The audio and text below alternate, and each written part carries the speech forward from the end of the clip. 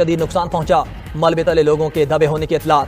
اسرائیلی حکام نے دعویٰ کیا کہ ایرانی میزائل سارو کا اسپتال پر گرا، جہاں مختلف حصوں کو نقصان پہنچا اور متعدد افراد زخمی ہو گئے۔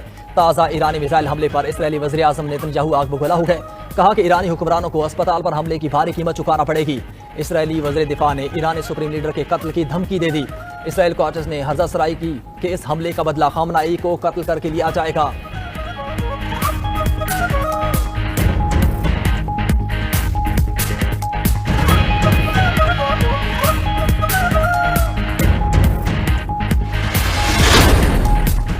اسرائیل کے ایرانی ایٹمی تنصیبات پر حملے، نیتنز میں جوہری ہتھیاروں کے مرکز کو دوبارہ نشانہ بنایا۔ IDF کے مطابق نشانہ بنائی گئی جگہ پر ایسے پرزے اور آلات تھے جو ایٹمی ہتھیاروں کے پروگرام کو تیز کرنے میں مددگار ثابت ہوتے ہیں۔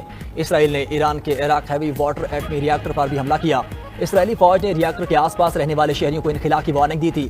عراق ری ایکٹر تہران سے 250 کلومیٹر جنوب مغرب میں واقع ہے۔ ایرانی میڈیا کے مطابق حملے میں ری ایکٹر کو زیادہ نقصان نہیں پہنچا۔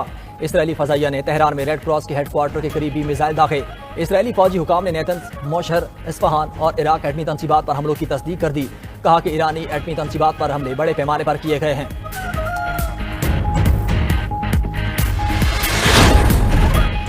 ایرانی ایٹمی پروگرام کا کوئی فوجی حل نہیں، چین اور روس کا مشترکہ موقف سامنے آ گیا۔ چینی صدر شی جن پنگ اور روسی ہم منصب پیوٹن کے درمیان ٹیلی فونک رابطہ۔ اسرائیل کی طرف سے بین الاقوامی قوانین کی خلاف ورزی پر سخت مذمت کی۔ کرملن کے مطابق چین اور روس ایران کا مسئلہ سفارتی حل کرنے پر متفق ہیں۔ چینی صدر نے ایرانی مسئلے پر روسی ثالثی کی حمایت کر دی، کہا کہ ایٹمی پروگرام سے متعلق خدشات کو فوجی طریقے سے حل نہیں کیا جا سکتا۔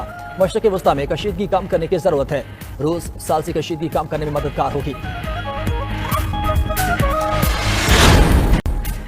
امریکہ ایران اسرائیل جنگ میں براہ راست شریک ہوگا یا نہیں؟ امریکی میڈیا کی ایران پر امریکی حملے بارے کیا سرائیاں؟ وال اسٹریٹ جرنل کے مطابق ٹرمپ نے ایران پر حملے کے منصوبے کی منظوری دے دی، تاہم ایران پر حملے کا حتمی حکم جاری نہیں کیا۔ حملے کا فیصلہ ایٹمی پروگرام بارے ایرانی رویہ پر ہوگا۔ امریکی صدر کے ایران کے بارے میں مبہم بیانات سے بے یقینی بڑھ گئی ہے۔ بلومبرگ کے مطابق امریکی حکام ایران پر حملے کے امکان کی تیاریوں میں مصروف ہیں اور حملے کے تمام آپشن موجود ہیں۔ CNN کا کہنا ہے کہ امریکہ حملے کے طریقہ کار پر الجھن کا شکار ہے۔ اسرائیلی وزیر اعظم ٹرمپ کو حملے کے لیے قائل کر چکے۔ ٹرمپ غیر ملکی تنازعات میں پھنس جانے سے بہت محتاط ہیں۔ اسرائیلی وزیر دفاع اسرائیل کاٹز نے ایرانی سپریم لیڈر کے قتل کی دھمکی دے دی، کہا خامنہئی اسرائیل کو تباہ کرنے کے منصوبے بناتے رہیں، اب انہیں زندہ نہیں چھوڑا جا سکتا۔ آیت اللہ خامنہئی کو ختم کرنا اسرائیل کی جنگی حکمت عملی کا حصہ بن چکا ہے۔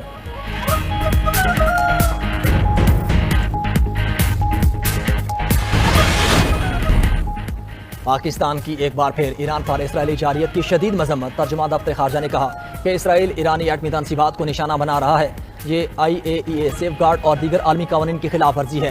ایران میں رجیم چینج کے حوالے سے سوال افواہوں پر مبنی ہے۔ پاکستان کا ایران پر موقف واضح اور شفاف ہے۔ ایران کو اقوام متحدہ چارٹر کے تحت اپنے دفاع کا حق ہے۔ خطے میں اسرائیلی پاگل پن کا خاتمہ چاہتے ہیں۔ ایران اسرائیل تنازع کا واحد حل مذاکرات ہیں۔ ایران سے اب تک 3000 پاکستانیوں کو واپس لایا جا چکا۔ ترجمہ دفتر خارجہ نے مزید کہا کہ پاکستان اور یورپی یونین کے درمیان ایٹمی عدم پھیلاؤ پر مذاکرات ہوئے۔ پاک بھارت جنگ بندی پر امریکی بیان کا خیر مقدم کرتے ہیں۔ امریکہ کے ساتھ پاکستان کے دیرینہ اور گہرے تعلقات ہیں۔ اسرائیل ایران کشیدگی کو بات چیت سے حل کرنے کی کوششیں۔ جرمنی، فرانس اور برطانیہ نے مذاکرات کی ذمہ داری سنبھالی۔ تینوں ممالک وزراء خارجہ کل ایرانی ہم منصب سے مذاکرات کریں گے۔ بیٹھک جنیوا میں ہوگی۔ ایرانی وزیر خارجہ عباس عراقچی شامل ہوں گے۔ مذاکرات کے لیے امریکی رضامندی شامل۔ یورپی یونین نے ایک بیان میں کہا کہ ایران کے ساتھ بات چیت اور مذاکرات کے لیے تیار ہیں، خلیج میں اپنے شراکت داروں کے ساتھ بات چیت کر رہے ہیں۔ ادھر برطانوی وزیر اعظم اور قطر کے امیر کے درمیان ٹیلی فونک رابطہ۔ ایران اسرائیل کشیدگی پر تبادلہ خیال۔ ایئر اسٹارمر اور شیخ تمیم بن حمد الثانی نے کشیدگی میں کمی کے لیے سفارت کاری کی ضرورت پر زور دیا۔ دوسری جانب ایران کی درخواست پر اقوام متحدہ کی سلامتی کونسل کا اجلاس کل ہوگا۔ پاکستان، روس، چین اور الجیریا نے اجلاس بلانے کی حمایت کی۔ ایران کے ساتھ مذاکرات کا دروازہ بند نہیں کیا، ابھی بھی معاہدہ ہو سکتا ہے۔ امریکی صدر ڈونلڈ ٹرمپ کا کہنا ہے کہ ابھی تک کوئی حتمی فیصلہ نہیں کیا، وہ اپنے فیصلے آخری لمحات میں کرتے ہیں۔ اسرائیل اچھا کام کرتا ہے تو امریکہ نہیں لڑے گا، جنگ کو جلد از جلد ختم کرنا اچھا ہوگا۔ امریکی میڈیا کے مطابق امریکہ ایران پر بڑے اور شدید حملے کی تیاری میں مصروف ہے۔ ٹرمپ انتظامیہ کے کچھ افسران حملے کے ممکنہ منصوبوں کی طرف اشارہ کر چکے۔ خطے میں اس وقت 40,000 امریکی فوجی موجود۔ F-16، F-22 اور F-35 لڑاکا طیارے مشرق وسطیٰ میں اڈوں پر منتقل ہو چکے۔ خلیج عمان اور خلیج فارس میں تعینات بحری جہاز اپنے ہی ایرانی میزائلوں کو مار گرانے میں اسرائیل کی مدد کر رہے ہیں۔ ادھر امریکی شہریوں کا ایران جنگ کے خلاف وائٹ ہاؤس کے باہر مظاہرہ۔ ٹرمپ انتظامیہ سے ایران اسرائیل جنگ میں شامل نہ ہونے کا مطالبہ۔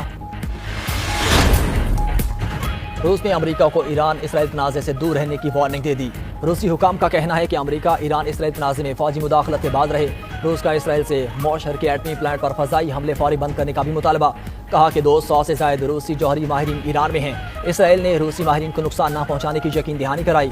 روسی صدر پیوٹن کا بیان ایک بار پھر ثالثی کی پیشکش کر دی۔ بولے اسرائیلی حملوں سے ایران کی زیر زمین ایٹمی تنصیبات کو نقصان نہیں پہنچا۔ ایسا حل تلاش کیا جائے جو دونوں ممالک کے مفادات کا تحفظ کرے۔ ایران کے ساتھ اسٹریٹجک پارٹنرشپ ہے۔ ماضی میں ایران کو فوجی ساز و سامان بھی فراہم کیا۔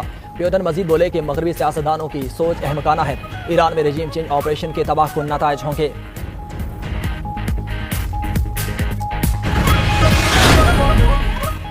وزیر خارجہ اسحاق ڈار اور ازبک ہم منصب کے درمیان ٹیلی فونک رابطہ ہوا۔ دو طرفہ تعلقات، باہمی دلچسپی کے امور اور خطے کی صورتحال پر تبادلہ خیال۔ اسلامی تعاون تنظیم کے وزراء